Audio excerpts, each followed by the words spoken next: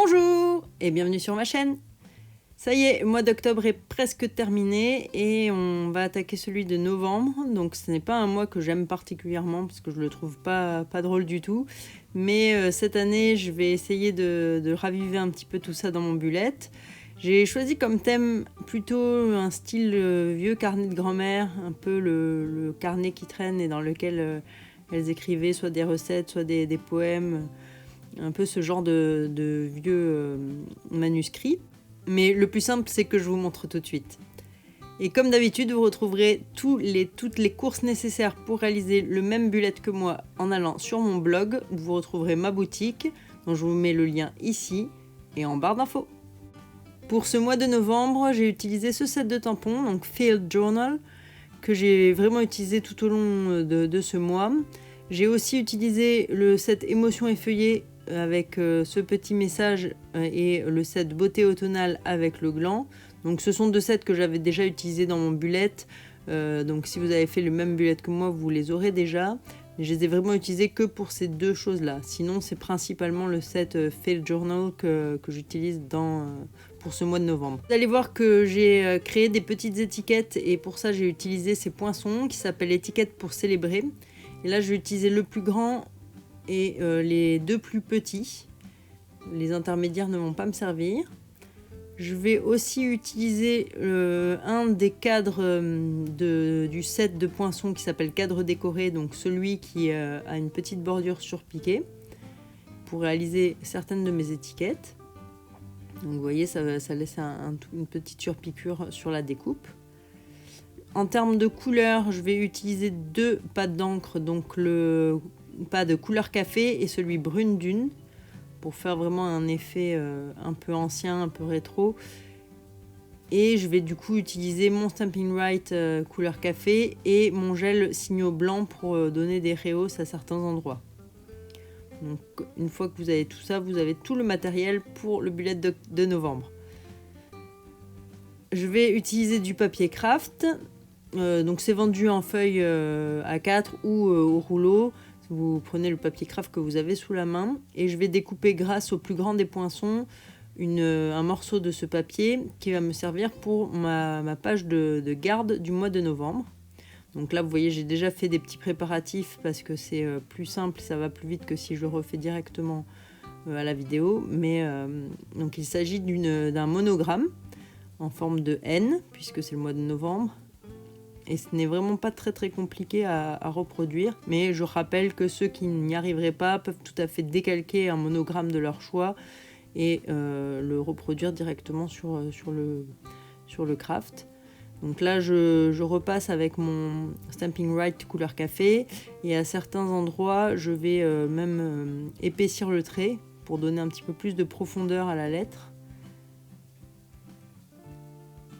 Je vais ensuite écrire en fait le mot novembre sur le côté. Tout simplement avec mon écriture, rien de particulier. Et je vais rehausser toute la lettre en faisant des tout petits points avec mon gel signaux blanc, donc à l'intérieur de ce cadre en N que j'ai créé. Donc je vais faire ça sur toute la lettre.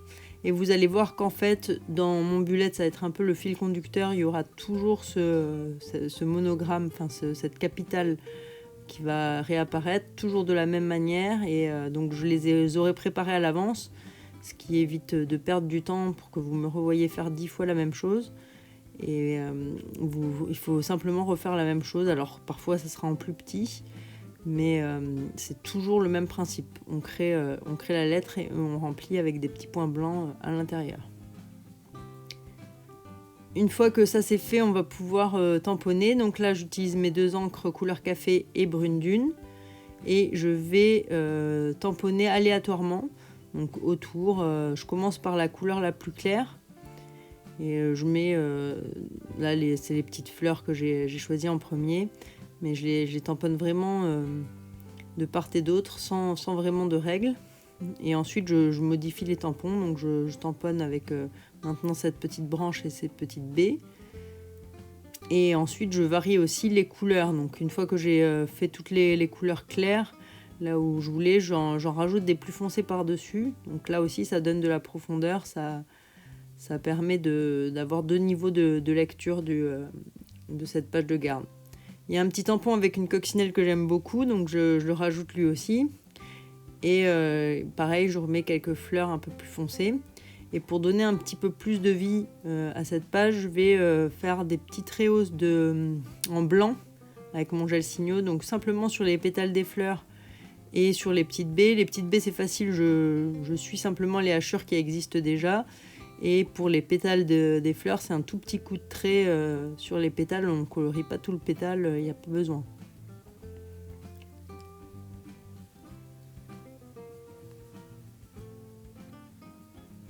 Donc là, je voulais rajouter un petit message pour ce mois de novembre. Et j'avais celui-ci et je trouve qu'il est pas mal. Donc à cœur vaillant, rien d'impossible. Et je le tamponne dans une partie qui n'est pas trop ancrée pour l'instant. Et notre page de garde du mois de novembre va être terminée. Il nous suffit simplement de la coller sur notre première page pour ce mois. Donc en la centrant bien, je rajoute tout bêtement de la colle multi-usage derrière, de manière à pouvoir coller ce morceau de craft. Vous pouvez aussi très bien poser une feuille d'adhésif sur le craft et le découper avec cette feuille d'adhésif, donc ça vous fera du craft autocollant, ou encore mieux, si vous avez du craft autocollant chez vous, utilisez-le, ça sera plus facile que de tout en coller. Moi je n'avais pas ça, donc j'ai choisi de la colle. Pour la vue mensuelle du mois de novembre, j'ai donc découpé un plus petit cadre et où je vais faire le même principe que sur la page de garde. Et j'ai découpé cette fois avec le cadre décoré, avec le petit poinçon que je vous ai montré au début. J'ai découpé cette fenêtre aussi. Donc vous allez voir à quoi ça va nous servir. Là pour le petit cadre, je vais reproduire la même calligraphie que sur la page de garde. Donc là c'est plus rapide puisque le N est plus petit. Mais c'est toujours le même principe. Donc le contour avec le Stampin' Right plus fin ainsi que l'écriture du mois de novembre. Et ensuite je rehausse tout avec la partie feutre en repassant certaines des lignes. Et je vais venir faire mes petits points au gel Signo, tout comme pour la première page. Et ensuite je vais tamponner le contour de mon N de la même manière exactement que je l'ai fait pour la première page. Donc vous allez voir, c'est toujours pareil.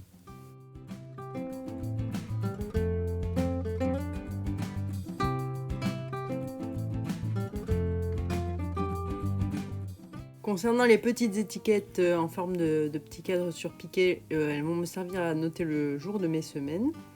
Donc lundi, mardi, mercredi, jeudi, vendredi, samedi et dimanche. Et je vais vous montrer comment je vais les positionner ensuite sur ma vue générale du mois de novembre. Donc tout simplement avec mon gel Signo blanc. J'écris de ma propre écriture. Alors j'ai repris mon écriture un peu d'écolière pour donner un peu le style ancien, mais vraiment rien de difficile à ce niveau-là. Et donc on peut les mettre de côté pour le moment et on va s'attaquer à la décoration de cette vue mensuelle. Donc pour la décoration, en fait, je vais placer des post-it tout le long des lignes de manière à masquer vraiment mon calendrier mensuel. Donc vous voyez, j'ai déjà utilisé pour faire mes essais et donc on masque complètement le calendrier. Et on va simplement garder le contour. Donc pour le mois de novembre, le seul entre guillemets souci qu'il y a, c'est qu'il y a un jour au début et un jour à la fin. Du coup, ça nous donne quelque chose de pas parfaitement rectangulaire, mais ça n'est pas gênant. Ça donne cette forme un petit peu atypique et il suffit de rajouter un tout petit morceau de post-it pour le masquer. Et en fait, en haut, je vais remettre mon étiquette donc, que j'ai créée comme celle de ma page de garde. Pour la coller, vous la pliez en deux. Vous mettez un peu de colle sur une des faces. Vous placez là où vous le voulez, pile sur la ligne de pli. Et après, il suffit de rajouter de la colle sur l'autre face. Et c'est beaucoup plus facile à coller de cette manière. Et on s'assure qu'elle est bien dans le pli et qu'elle ne va pas être trop tendue quand on va ouvrir le bullet. Et ensuite, je vais tamponner toujours mes mêmes motifs et toujours de la même manière, donc en alternant clair et plus foncé, donc brune dune et couleur café, tout autour. La seule partie que je vais laisser sans tamponner trop, c'est la partie de gauche, puisque c'est là où je vais placer ensuite mes étiquettes. Donc sur cette partie-là, je vais vraiment juste tamponner au bord. Et autour de mon étiquette aussi en haut, je laisse un peu plus de blanc pour qu'elle ressorte mieux, qu'elle soit moins cachée par le fouillis. Et ensuite, je crée mon alternance, donc avec mes branchages avec mes fleurs, mes branchages avec les petites baies et puis ma petite coccinelle. Donc je fais ça tout autour.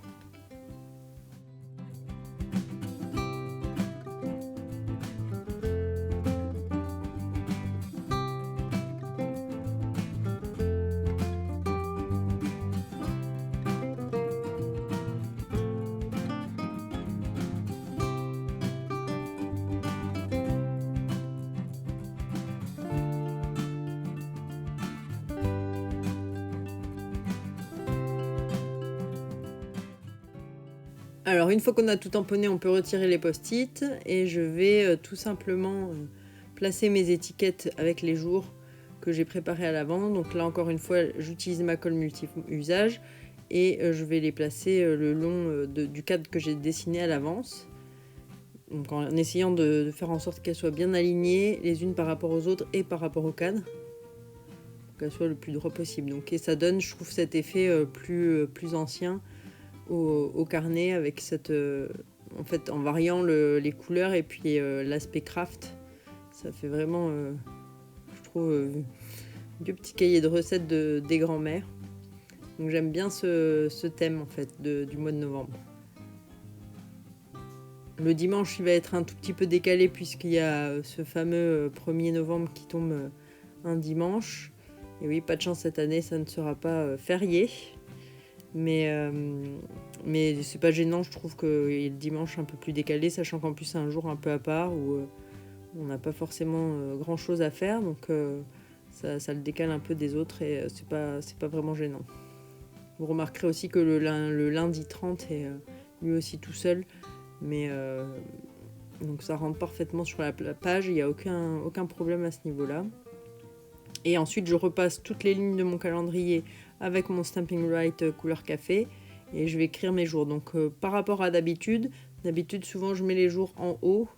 Là j'ai inversé, les jours sont sur le côté et en fait du coup vous avez les dates qui sont en colonne et non pas en ligne pour qu'elles se suivent.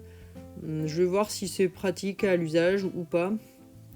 Ça doit pas changer grand chose, mais il faut juste s'y habituer quand on a l'habitude de le faire dans l'autre sens.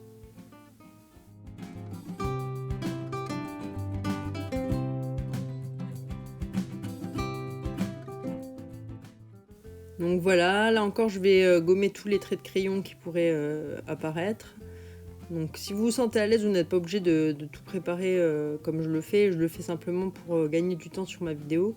Mais si vous vous sentez à l'aise, vous n'êtes pas obligé de refaire tous les traits comme je le fais moi. Et maintenant qu'on a fini notre vue mensuelle, on va pouvoir passer à une page de notes et au mood tracker. Donc là, vous voyez que j'ai déjà fait pas mal de préparatifs, tout simplement parce que c'est quelque chose que j'avais déjà utilisé avant. Et du coup, j'ai utilisé mon petit gland. Et le principe, c'est toujours celui du masquage. Donc je commence par tamponner le premier gland en bas, celui qu'on voit en entier. Et ensuite, j'ai créé des petits masques avec des post-it que je découpe à la forme du gland, que je pose par-dessus. Et je tamponne mes autres glands les uns après les autres. Donc comme c'est un travail qui était assez long à faire, je voyais pas l'intérêt de tout vous remontrer ici. Et c'est pour ça que j'ai déjà créé ce tas de glands. Et pour mes deux étiquettes, donc Note et Mood Tracker, j'ai repris le même principe. Donc pour Note, c'est le même N que novembre, donc ça tombe bien. Et simplement, j'ai remplacé novembre par Note. Et le Mood Tracker, j'ai créé un M et j'ai refait le même style de calligraphie et de décor sur mon étiquette. Donc pour la page de notes, je vais reprendre le principe des post-it en cachant le cadre sur lequel je vais pouvoir inscrire ce que j'ai à faire durant ce mois de novembre. Et je vais, de la même manière que tout à l'heure, tamponner tout autour en alternant les couleurs, toujours les mêmes tampons. Je prends aussi un petit repère au crayon à papier de l'endroit où sera placée mon étiquette pour éviter de tamponner dessous. Et pour la page de droite du Mood Tracker, j'installe des post-it à 3 points du bord parce que comme ça, je vais pouvoir tamponner les deux pages à la fois puisqu'elles sont dans la continuité. Et vous voyez que je n'ai pas besoin de faire l'une après l'autre, que ça va quand même me créer une sorte de bordure. qui a un beau rendu aussi au final. Donc c'est beaucoup plus simple si je mets les post-it dès le départ et que je ne fais pas une page après l'autre. Donc là, le même principe que d'habitude, j'alterne tout en veillant à essayer d'harmoniser un peu les endroits où il y a du plus foncé ou du plus clair. Simplement sur ces pages plus complètes, là je ne rajoute pas de blanc comme je l'ai fait sur les étiquettes en craft, sur les différents pétales ou sur les baies, parce que je trouve que ça n'est pas la peine, il y a déjà pas mal de blanc avec la page, donc là c'était moins la peine que sur le craft directement, où là ça ressort plus. C'est pour ça que vous ne me verrez pas utiliser mon gel Signo à ce niveau-là.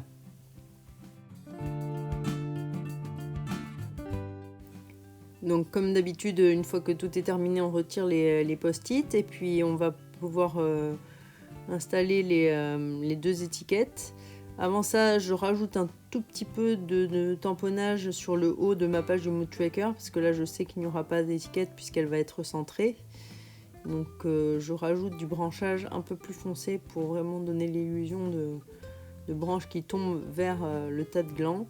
Et j'en rajoute aussi un tout petit peu en bas, mais vous allez voir là je vais utiliser un nouveau tampon que je n'ai pas encore utilisé, qui est un petit écureuil qui fait partie donc du set Field Journal, que je trouve vraiment adapté du coup à la situation et que je mets en bas de ma page,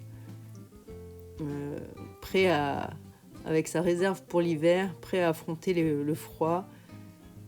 Et ensuite ne pas oublier de gommer bien sûr le cadre que vous avez créé, et vous voyez ça donne tout de suite un effet vieux carnet. Moi j'aime vraiment beaucoup.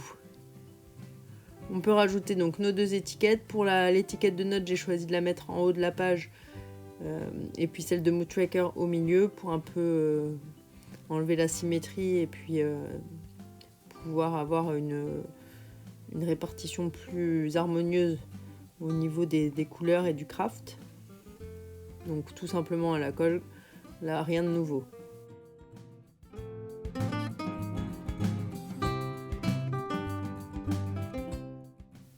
Donc voilà pour nos pages de notes et de Mood Tracker, et on peut donc passer à la dernière page du mois de novembre, enfin celle que je vais vous montrer, puisque je vous ferai comme d'habitude, je ne vous montre pas la réalisation de toutes les pages de chaque semaine, mais simplement la première. Et je vous montrerai par contre à la fin le rendu de toutes les semaines du mois de novembre.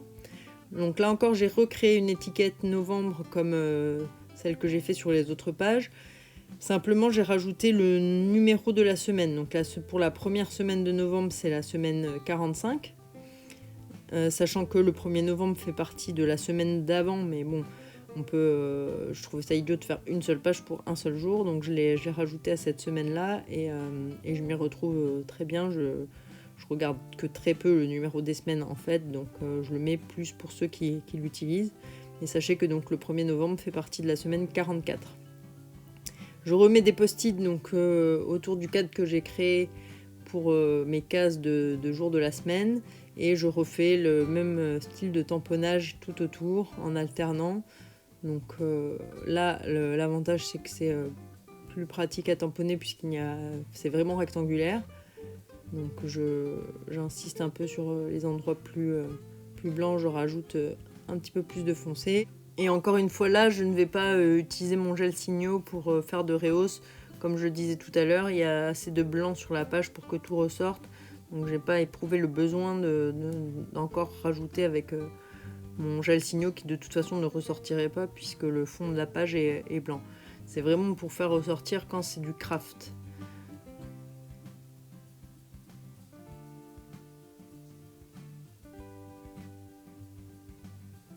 Une fois que tout est terminé, on peut enlever de nouveau tous nos post-it. Je vais gommer le cadre qui est tout autour pour qu'on ne voit plus la marque. Et vous allez voir que la mise en place en fait des pages de semaine pour le mois de novembre est assez rapide, puisque une fois qu'on a créé tout ce cadre, il ne reste pas grand chose à faire, si ce n'est coller l'étiquette au milieu. Donc toujours le même principe, on la plie en deux et puis on en colle face après face. Et on va la centrer sur notre page, notre double page de semaine.